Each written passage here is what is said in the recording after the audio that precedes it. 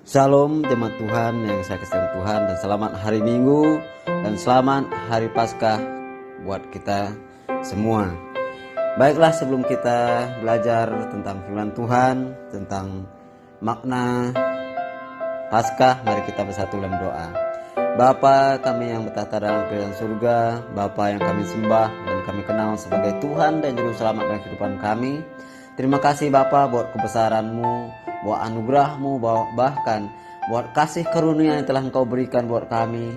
Sehingga pada saat ini Bapa, kami masih Tuhan berikan kesempatan untuk kami bisa memperingati yaitu hari Paskah atau hari kematian Tuhan di atas kayu salib, hanya untuk menebus dosa kami, untuk memberikan keselamatan kepada kami, dan untuk menunjukkan bahwa Tuhan adalah Tuhan yang menepati janji kepada kami. Terima kasih Bapa, terima kasih Yesus. Kami juga serahkan ke dalam tangan Tuhan, mungkin juga semua sidang jemaat-Mu yang mendengarkan, biarlah mereka juga dapat menikmati, dapat merasakan, dan dapat melihat mujizat demi mujizat yang Tuhan lakukan di dalam kehidupan kami, bahkan pribadi lepas pribadi. Terima kasih Bapa, terima kasih Yesus. Kami telah berdoa dan bersyukur, haleluya, amin. Bapak Ibu Saudara yang saya kasihi Tuhan, ini masih dalam rangka Paskah. Baiklah, sebelum kita lebih jauh, mari kita buka di dalam Lukas 24 ayat 1 sampai 12. Lukas pasal yang ke-24 ayat 1 sampai 12. Saya akan membunyikan ayat firman Tuhan ini untuk kita semua. Tetapi pagi-pagi benar pada hari pertama minggu itu, mereka pergi ke kubur membawa rempah-rempah yang telah disediakan mereka. Mereka mendapati batu sudah terguling dari kubur itu. Dan setelah masuk, mereka tidak menemui mayat Tuhan Yesus. Sementara mereka berdiri termangu-mangu kena hal itu, tiba-tiba ada dua orang berdiri dekat mereka, memakai pakaian yang berkilau-kilauan. Mereka sangat ketakutan dan menundukkan kepala. Tetapi kedua orang itu berkata kepada mereka, "Mengapa kamu mencari Dia yang hidup di antara orang mati? Ia tidak ada di sini, Ia telah bangkit. Ingatlah apa yang dikatakannya kepada kamu ketika Ia masih di Galilea, yaitu bahwa Anak Manusia harus diserahkan ke tangan orang-orang berdosa dan disalibkan, dan akan bangkit pada hari yang ketiga." Maka teringatlah mereka akan perkataan Yesus itu. Dan setelah kembali dari kubur, mereka menceritakan semuanya itu kepada ke-11 murid dan kepada semua saudara yang lain.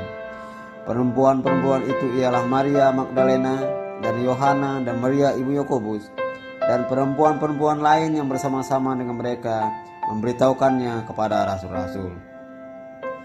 Tetapi mereka berkata-kata itu seakan-akan omong kosong dan tidak percaya kepada perempuan-perempuan itu. Sungguh pun demikian, Petrus bangun lalu cepat-cepat pergi ke kubur itu. Ketika ia menjenguk ke dalam, ia melihat hanya kain kafan saja. Lalu ia pergi dan ia bertanya dalam hatinya, apa yang kiranya telah terjadi. Bapak Ibu Saudara yang saya kasihi dalam Tuhan, di sini sangat jelas sekali kepada kita bahwa kenapa Tuhan Yesus mati dan bangkit. Itu menunjukkan bahwa maut pun sudah dikalahkannya demi kita. Kalau kita bisa bayangkan, kita bisa renungkan, maut saja sudah Tuhan kalahkan, apalagi masalah kita, apalagi keuangan kita, apalagi penyakit kita, apalagi egois kita, apalagi kedongkolan atau kekonyolan kita. Semuanya sudah Tuhan kalahkan. Kenapa? Karena Tuhan telah bangkit dari antara orang mati. Bapak Ibu Saudara yang saya kasihi Tuhan, kalau kemarin saya berbicara bahwa kematian Tuhan itu memberikan pengharapan yang baru bagi orang percaya, hari ini kita akan melihat bahwa kuasa Tuhan atau Tuhan melebihi apapun. Dan atau bisa saya katakan sekali lagi, kuasa Tuhan tidak pernah terbatas. Di sini kita bisa melihat dari satu sisi bahwa kuasa Tuhan tidak terbatas. Kenapa? Karena hanya Tuhan yang bisa bangkit dari antara orang mati. Kenapa? Karena kematian itu adalah akhir dari segala yang hidup atau manusia. Kenapa? Karena semua manusia akan mati, tetapi yang membangkitkan itu hanya Yesus. Tetapi kalau kita lihat kembali kepada kehidupan Yesus, dia mati dan bangkit dari antara orang mati. Artinya bukan hanya Yesus yang mati pada saat itu, tetapi banyak orang mati, tetapi hanya Yesus yang bangkit. Kenapa? Karena kuasa Tuhan, kuasa Allah atau kuasa Allah Bapa yang membangkitkan Tuhan itu sehingga dia hidup dan memberikan kehidupan yang kekal bagi kita. Bapak, Ibu, Saudara yang saya kasihi Tuhan, manusia hanya bisa berusaha semaksimal mungkin, tetapi tetap otoritas tertinggi atau kelahiran dan kematian itu ada di tangan Tuhan. Oleh karena itu Bapak, Ibu, Saudara yang saya kasihi Tuhan, marilah kita di hari Paskah ini kita yakinkan diri kita bahwa kita harus hidup dekat dengan Tuhan, atau kita harus hidup mengenal Tuhan dengan sungguh-sungguh. Kenapa? Karena Tuhan telah mati dan bangkit untuk saya dan saudara. Itulah alasan yang pertama. Dan juga Bapak, Ibu, Saudara yang saya kasihi Tuhan, kita juga bisa lihat kembali bahwa apapun yang menjadi masalah kita, apapun yang menjadi pergulatan dalam hidup kita, percayalah Tuhan telah selesaikannya ketika dia mati di atas kayu salib. Hanya kita butuh iman dan percaya, sehingga itu bisa kita atasi dengan sukacita di dalam Tuhan. Bapak, Ibu, terkadang kenapa kita merasa bahwa beban kita begitu berat? Kenapa kita merasa bahwa kehidupan kita begitu sulit? Mengapa terkadang kita merasa bahwa kita sangat susah untuk tersenyum, susah untuk bergembira, susah untuk bersukacita? Kenapa? Karena kita menganggap bahwa masalah kita itu tanggung jawab kita, tetapi masalah kita itu adalah tanggung jawab Tuhan. Kita hanya menerima hasilnya. Hasilnya apa? Semuanya sudah selesai. Kita hanya tinggal menerimanya dengan sukacita. Itulah yang seharusnya yang kita miliki. Itulah yang seharusnya ada di dalam diri kita. Dan yang kedua Bapak, Ibu, kenapa kita harus memperingati hari Paskah? Supaya itu bukan hanya sebagai rutinitas kita, itu adalah penggenapan firman Tuhan. Karena mulai dari Kejadian sampai Wahyu itu menceritakan bagaimana Tuhan Yesus, penderitaan dia, bagaimana Tuhan Yesus harus menderita menanggung dosa kita. Seharusnya kita yang disalibkan, tetapi Tuhan mengambil alih semuanya itu 100%. Itu tidak mengganggu kita, tetapi Tuhan mengambil semuanya itu menjadi otoritas dia 100%, sehingga dia yang mati di atas kayu salib, dia yang disiksa, dia yang dihina, dia yang dicambuk, dan dia juga yang mikul salibnya sendiri bersama dengan satu rekannya. Bapak, Ibu, Saudara yang saya kasihi Tuhan, apa yang perlu kita khawatirkan? Apa yang perlu kita bimbangkan? Apa yang perlu kita ragukan tentang Tuhan? Nyawanya saja telah dia berikan, dan supaya dia membuktikan bahwa dia bukan hanya memberikan nyawanya, dia hidup kembali supaya kita beroleh kehidupan yang kekal. Itu adalah yang kedua yang Tuhan tunjukkan kepada kita, bahwa bagaimana kita melihat bahwa Yesus benar-benar Allah yang hidup.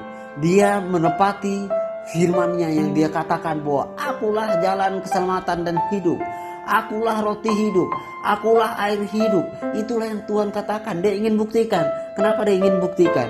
Itulah dia setelah mati dan bangkit kembali untuk saya dan saudara. Marilah kita terima kebangkitan Tuhan itu sebagai bukti nyata bahwa dia mencintai kita, mengasihi kita, dan menyayangi kita. Dan dia juga telah mengangkat kita sebagai anak ahli waris Tuhan kita Yesus Kristus. Bapak, Ibu, betapa bahagianya kita memiliki Allah Bapa yang begitu mengasihi kita. Kita bisa bayangkan kalau kita memiliki seorang orang tua yang begitu mengasihi kita, begitu menyayangi kita, kita akan sangat bahagia. Kita akan sangat selalu merindukan kehadiran orang tua kita itu atau bapak kita itu. Seharusnya Tuhan yang telah membuktikan dia hidup dan berkuasa, bagaimana kita harus ekspresikan hidup kita kepada dia.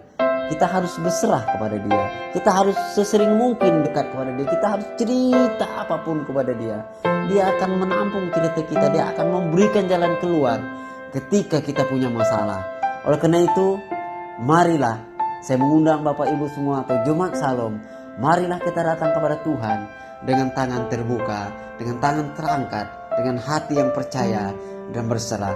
Percayalah, kehidupan saudara akan diubahkan oleh Tuhan. Keluarga saudara akan diubahkan oleh Tuhan. Penyakit saudara akan disembuhkan oleh Tuhan. Pekerjaan saudara akan diberkati oleh Tuhan. Itu adalah janji Tuhan. Itulah yang membuat Tuhan hidup kembali untuk memberikan kelimpahan, ketenangan, dan kedamaian bagi kita. Bapak Ibu Saudara yang saya kasihi Tuhan, yang ketiga yang ingin Tuhan buktikan kepada kita bahwa kebangkitan Tuhan ditawarkan kepada semua orang. Semua orang Tuhan berikan penawaran. Lihat, ini aku yang mengasihi semua ciptaanku, semua umat manusia. Tetapi tidak semua orang bisa menerima. Tidak semua orang menerimanya dengan lapang dada. Kenapa? Karena banyak orang yang tidak percaya. Banyak orang yang ingin memberikan keselamatan itu dengan usahanya sendiri.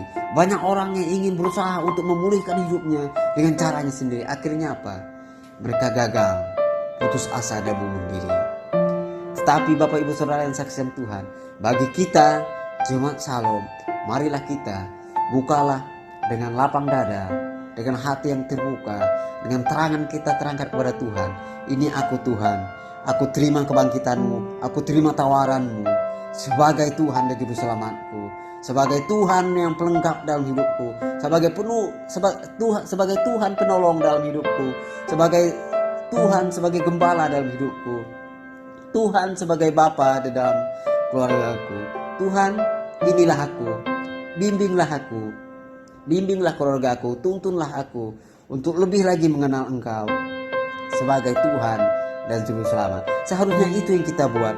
Bapak Ibu Saudara yang saya kasihi Tuhan, saya mau semua Jemaat Shalom, kita harus sadar bahwa kita 100% mengenal Tuhan yang telah mati bagi kita dan hidup dan bangkit kembali bagi kita. Dan dia juga ketika dia naik ke surga, dia tinggalkan satu hal yang sangat spesial untuk kita, yaitu Roh Kudus yang akan selalu membimbing kita, akan selalu menyertai kita, akan selalu menuntun kita di setiap langkah kita. Betapa bahagianya kita ketika masalah datang, kita bisa tersenyum. Kenapa? Karena Tuhan bersama dengan kita melawan masalah itu. Bapak Ibu, marilah kita terima tawaran kebangkitan Tuhan Yesus. Maka kehidupan kita akan diubahkan menjadi lebih baik, menjadi lebih diberkati Tuhan dalam kesehatan, dalam keuangan, dalam keluarga, dan dalam hikmat dan pengetahuan.